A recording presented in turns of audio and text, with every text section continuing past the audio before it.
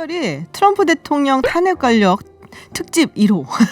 특집 1호인데요. 그렇죠. 예. 특집이 많이 나올 것 같아요. 그래서 트럼프 대통령의 탄핵 관련한 뉴스는 이분 이슈를 들으면 된다. 뭐 이런 걸 좀 만들어 보려고 야심차게 준비를 했습니다. 탄핵 조사는 이미 시작이 되었었고 지금까지 비공개로 진행이 되어 왔는데 이제 공개 청문회로 이것이 전환이 됐습니다. 13일. 이미 완전히 양극단으로 갈렸잖아요. 그렇죠. 근데 이게 원래 사실은 펠로시 의장이 비공개로 하려고 했었던 이유가 있기는 했어요. 왜냐면은 빨리 신속하게 진행시켜버리겠다. 이게 내년에 대선이 있기 때문에 이거를 공개로 해갖고 뭐 누구 뭐 내보내느니 아니느니 뭐 채택하느니 하고선 시간 끄는 게 좋아 보이지 않았기 때문에 그렇고 두 번째로는 이제 이거를 공개 청문회로 전환을 시키고 하는 과정에서 탄핵 조사에 대한 표결을 하라고 백악관에서 굉장히 강하게 요구를 했죠. 안 그러면 우리가 뭐 증언도 안 할 거고 뭐 자료도 안 줄 거고.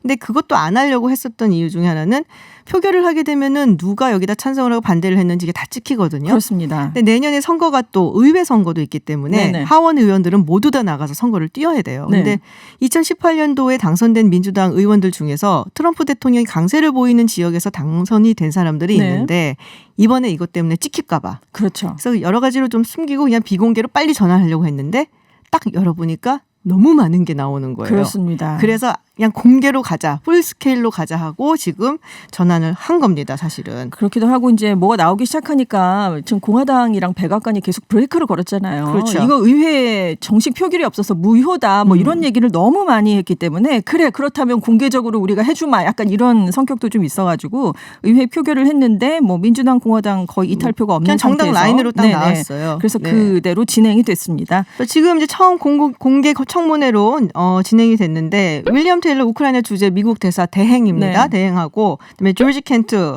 국무부의 유럽 유라시아 담당 부차관보가 참석을 해서 증언을 했습니다. 그렇습니다. 네, 증언을 하면서 새로운 내용이 하나가 나온 게 있어요. 이 윌리엄 테일러 대사 대행이 숨기고 있다가 공개 청문회에서 딱 터뜨린 게 하나가 있었죠. 보좌관 얘기가 있었죠.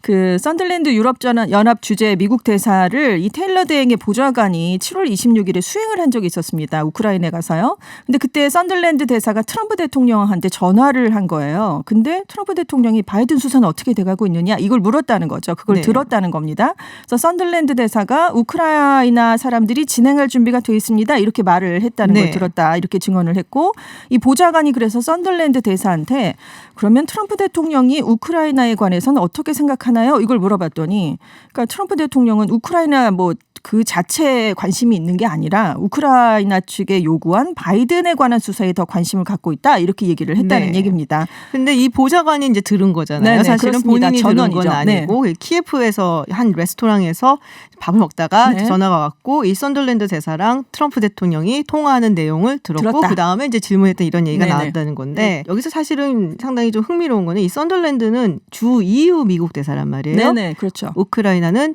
EU에 참여한 국가가 아닙니다.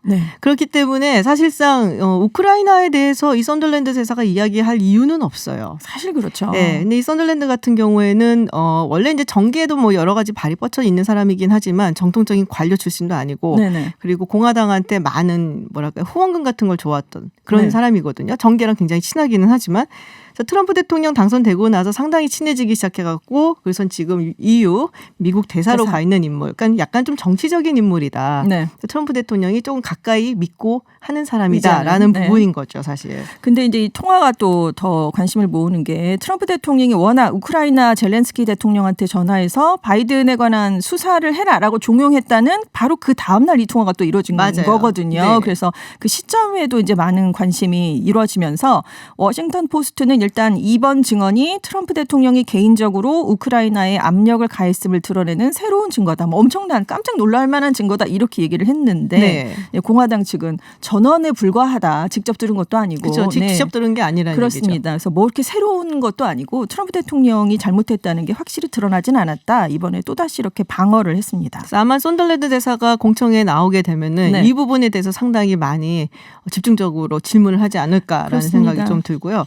혹시라도 제가 한 번 더 말씀을 드리자면은 청취자분들 중에 우크라이나 스캔들이 뭐야라는 분들이 계실 것 같아서 그러니까 미국이 우크라이나한테 뭐 아주 간단하게 설명드리면 들이면 뭐 군사 지원금 같은 걸 줘야 되는데 트럼프 대통령이 이거를 안 주고 네. 바이든 부통령과 그 아들이 관련해서 우크라이나에서 이제 바이든 대통령의 아들이 우크라이나의 그 한 회사 다니고 있었으니까 네, 거기서 뭔가 부정행위가 있었고 바이든 부통령이 부통령 시절에 뭔가 압박을 가했으니 네. 그거를 조사하라고 그렇습니다. 조사 안 하면 돈 안 준다라고 이야기를 했다라는 부분입니다. 그렇습니다. 근데 네. 우크라이나로서는 그 군사 원조금이 굉장히 굉장히 절실한 부분이었기 때문에 네. 네, 그래서 지금 우크라이나 스캔들이라고 이름이 붙게 된 거죠.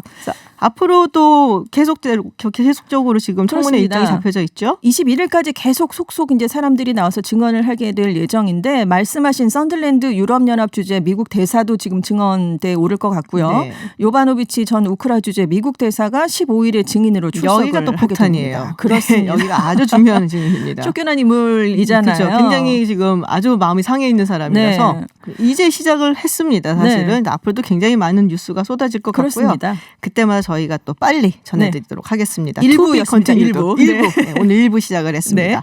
네, 지금까지 전주현 외신캐스터였습니다. 고맙습니다. 네, 감사합니다.